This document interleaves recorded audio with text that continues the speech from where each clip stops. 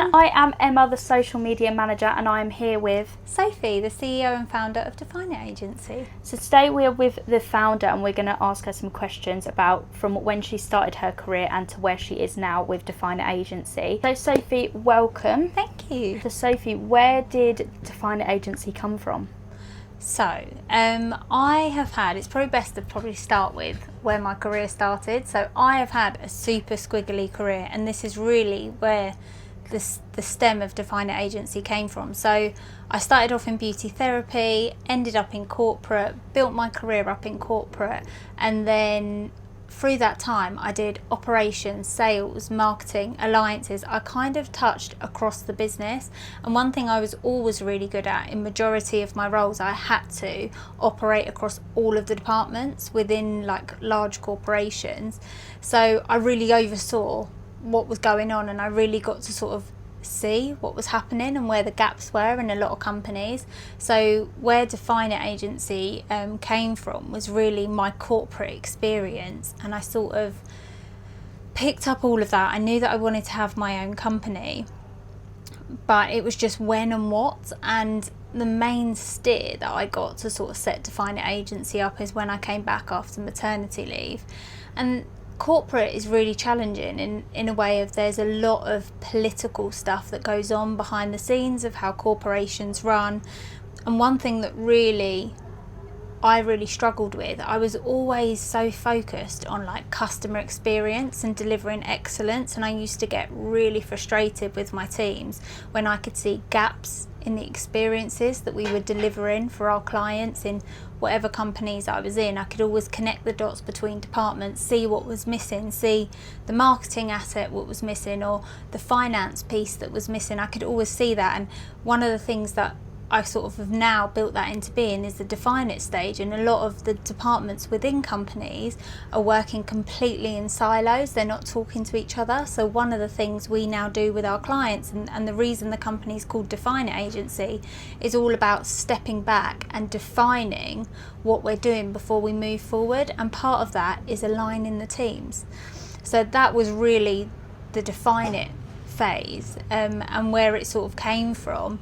And yeah, when I sort of went on maternity leave, I came back and I thought, no, I've got more fire in my belly than going back into a corporate role, and that was a year ago. Wow. So how has your first year been with 𝗹𝗶𝗳𝗀 Agency?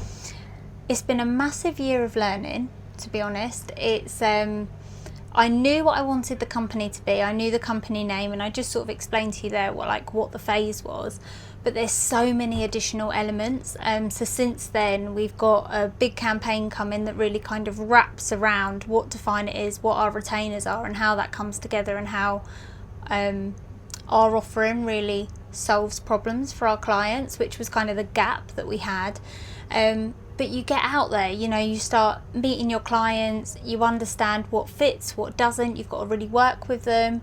You've got to really kind of go through the process of understanding what your niche is and where you fit and what works with companies. And I think there's a lot of people who support fractionally. You've got freelancers, you've got contractors, like there's a lots of external support available, and it's working out how your agency fits in a way that relieves stress from the client and ultimately makes their life easier. So yeah, it's just learnings really. I can see from November that it has been a complete learning curve. But for you, it's been your first role coming over into corporate, because you've done a lot of stuff in the like TikTok space. Yeah, haven't you? So yeah, all different types of social media I've done. So it's definitely learning about what we put out and what's good for us, and not just like what I've known from before, what I do for my personal TikTok. Yeah.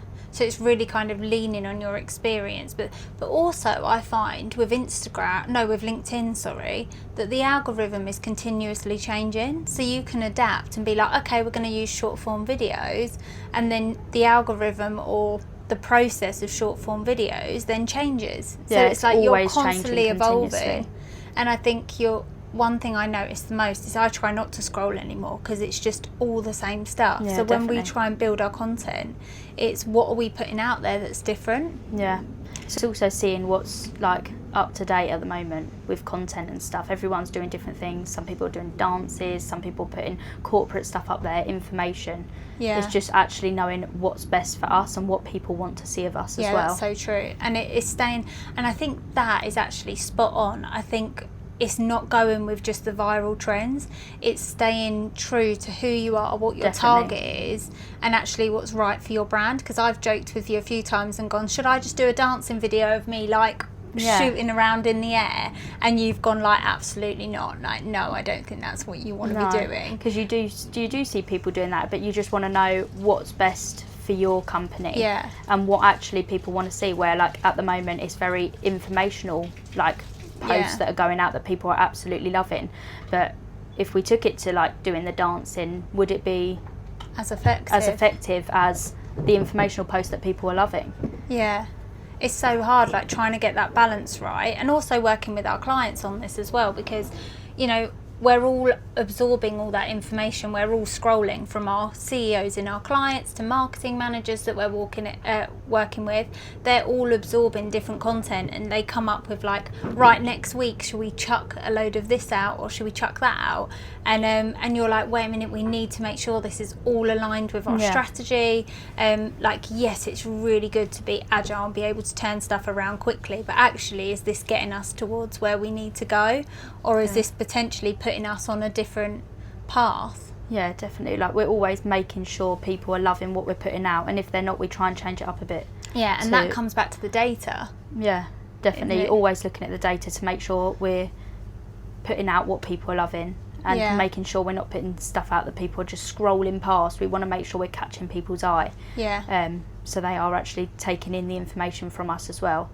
So. And it's the balance of team stuff as well, isn't it? Yeah, I definitely. think sometimes you get so caught up in like, we need to produce so much thought leadership, that actually people just want to see you. Yeah, definitely. That is a big thing for us. I think everyone wants to see you being the CEO. They love the messages from you, but also they like to see the team at the event as well, like what we're up to at the events, what we're actually doing for different businesses. So yeah, I definitely think it's all different, all round. People like to see all different things, but you want to make sure that you're targeting the right audience as well, and that the results are unique to your company as well.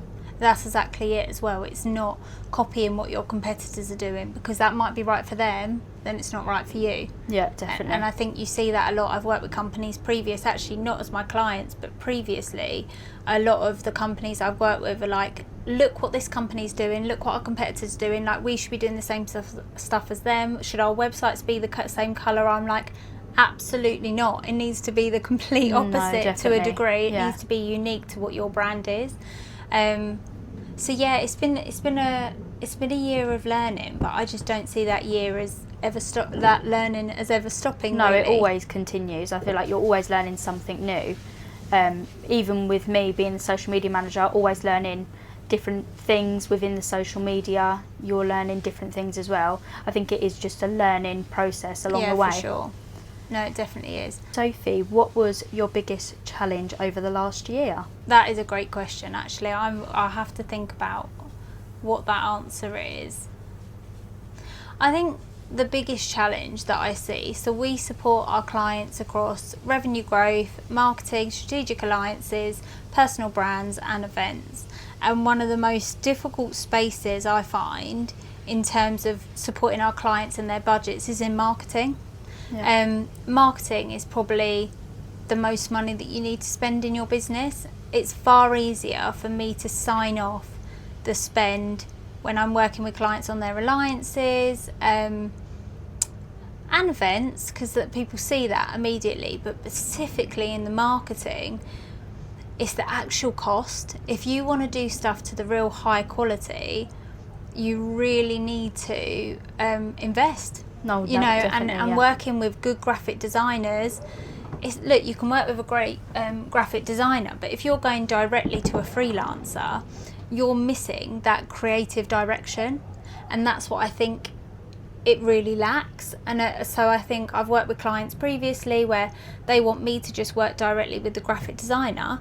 Excellent, but if we don't have the brand guidelines and the brand presence, I'm then having to I'm not a creative director. I'm idea generation, I can think of all these amazing things that we should be doing to grow your business. But in order to direct a graphic designer, you need a creative director, and they're really missing that creative element. So I think that's something that has really challenged me, because it's the value. Like, ultimately, I sit with the client, and when we're looking at for a pitch deck, $4,000, some people might say, wow, that's like a lot of money. But actually, when you start breaking it down and you think in the director level of creative input, the time that they've taken to get to know your brand, they're thinking about the experience for the client from when they've left your website to then you're meeting them and you're presenting to them, you can see that value, and definitely. You will have it returned to you as soon as you close that first deal. You'll have the money back. But just getting those budgets signed off is quite challenging. So I think it's that real awareness around the money that needs to be spent in marketing for it to be successful in the B2B space. I think B2C understand the value, and gosh, they spend millions on influencers and stuff like that, and partnerships. But I think in the B2B space, it's a hard sign off. Yeah, definitely. So what is next for the Define Agency? So we are in year 2 at the moment, and our biggest focus has been around tightening our offerings and our go-to-markets. So you've heard us before talk about our Define It phase. You've heard us talk about our 5 key elements of sustainable growth. So that's all the areas in which we operate in. So next, it's our wraparound campaign that is the so what for the customer, being customer led. We're really dominant in management consulting, tech, and the sport industry. The sporting industry is more on the newer side for us, but it's an area that we're very passionate about. So we're operating in these areas at the moment. It's just getting in with our clients, really. It's finding what our ideal customers are. We know what they look like, but it's just scaling and working with more of them. In terms of internally, we're growing the team now, so we're moving our team from being contractors to really being set up on the systems, having the proper systems in the background so that everything's running efficiently and effectively. And we're adding like project management to our projects, which we haven't done previously, where projects have predominantly sat with me for delivery. So just getting everything set up more official. We've got a 5-year plan, and it's just to grow and get bigger and deliver more results for our clients, really. Very exciting. It is. And you'll be with us for part of the journey. Yes, well, actually all of the journey. You'll be with us for all of the journey. All of it, I'll be here. Until we can get you up to full time, I think. Yeah. So Sophie, thank you for spending some time with us today, and we will see you back on here very soon. Absolutely. Thanks, Emma. Bye guys. Bye everyone.